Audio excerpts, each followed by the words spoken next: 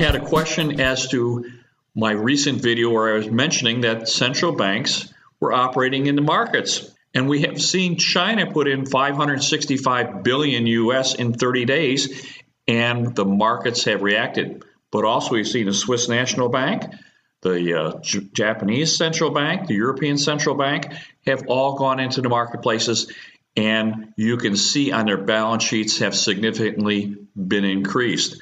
Now, the Federal Reserve has not, but they've come out and said they're no longer going to be so stringent on raising interest rates, and maybe they're done raising interest rates.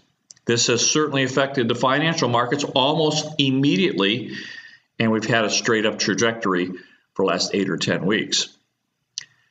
Around the world, the economy continues to soften. Everywhere I look, I see trouble in the economy. I see it in Germany, I see it in France, I see it in Italy, the Netherlands, South Korea, China. Everyone is softening. China just announced they're no longer going to buy any Australian coal, and that's certainly going to have a ripple effect through Australia, as mining is a really big industry there. So the general economy is really softening.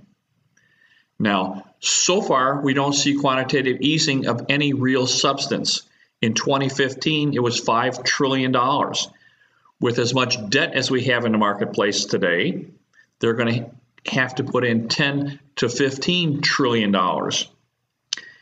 And with the lag time, that would fit perfectly into my timing model. Now, I'm not saying this is the catalyst for it, but my timing model does show a completion by the fourth quarter of 2019 or the first quarter of 2020.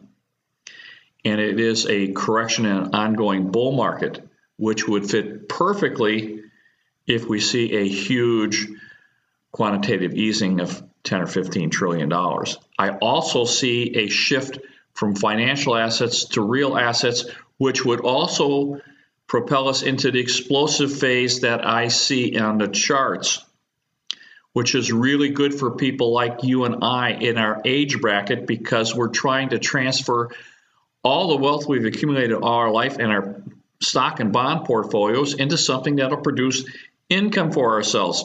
We want to transfer wealth into income because we're retiring from our jobs, and we're basically retiring from our income, and we don't want the party to stop. That's what we do.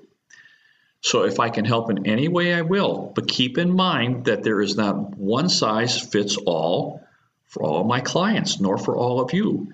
So I'm more than happy to talk to your financial advisor, talk to your spouse, talk to your tax advisor, and come up with a plan that works for you.